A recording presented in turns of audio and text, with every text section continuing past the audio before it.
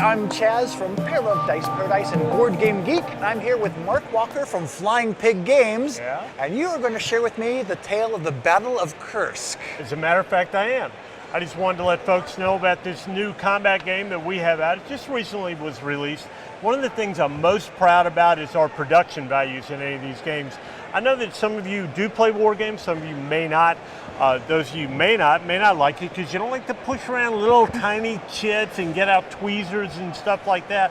Well, we alleviate that problem with these thick, nice, beautiful, good-looking counters on really nice maps. I noticed that. Yeah, thanks. And there was multiples in the box, wasn't there? Yes, absolutely. There's actually two maps. So what this game is about what's called the pivotal battle in World War II. It happened in 1943 in Russia, and it's called the Battle of Kursk, and it had the most tanks ever fighting against each other, okay? And we recreate that through 16 little adventures or scenarios or missions, whatever you guys would like to call them, and using these counters here. We've taken many let's say techniques or tropes or whatnot and streamline them so they're more interesting to the casual gamer.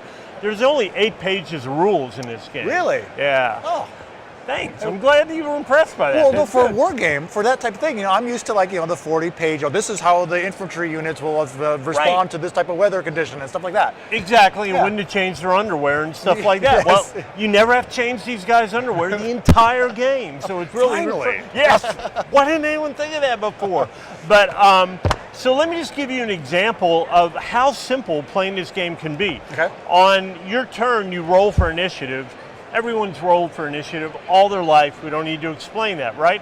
And then you start activating your units or game chits, whatever you prefer, to attack the other guy and then or gal. My daughter is an expert at this game, but anyway, and then they activate theirs to attack you back. The attacking is so simple, and I don't think that there's any way for you to see these numbers. Oh, I can try holding some up while you're talking. Okay. So go right ahead. So anyhow, there's one number in the top left of that counter that you see the 12 on the gray German counter. You simply subtract the defense factor for the Russian counter, which is 4. It gives you an 8, and you roll on that column on the table. There you go, you're done. Wow. And that's all there is to it. Now, are there all the kind of things that you expect from a war game if you're a war gamer? Well, of course there is.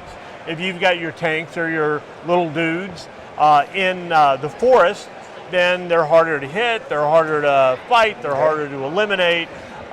If it's a long way away, again, harder to hit, harder to eliminate, that type of stuff. After you're done shooting at each other, then it's the movement phase, and people that haven't moved can move to take objectives. They can capture towns, they can escort convoys, they can ambush people and whatnot.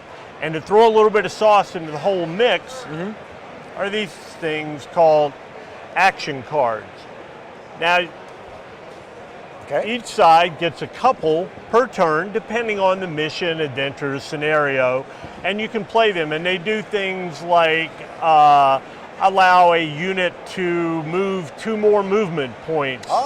And if you don't like what the other guy's trying to do, like if I was a German, I said, schnell, schnell, all in good humor.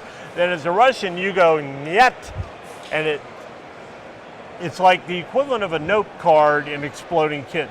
Okay. And yes, you can nope a nope with a 999 card.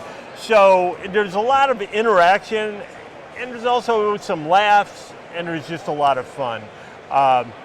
This was a Kickstarter for us, and we've already fulfilled all the Kickstarter orders, all the pre-orders now, and so we're shipping to anybody that wants to buy it, or we're over in 258 in Room B. Is it being sold through online sales and or retail locations? Where can people find it? Great, good question. Yeah, there are online sales through our website and then through many other distributors such as Miniature Market also. Excellent, excellent. Exactly. And what's the price point on it? It is $100 MSRP. If you're here at the con, you can get it for $75. Ooh, that's a steal. Yeah, it is. 25% off. Yeah. Nice. Awesome. And that is the Battle of Kursk. It's really nice. I can see here the terrain types and this streamlined rule set, but still feels and sounds like it has a lot of depth to it, especially with the card play. Sounds great. Thanks. Yeah, thank you. Glad you like it. Yes. And that is the Battle of Kursk, and we'll talk to you again soon.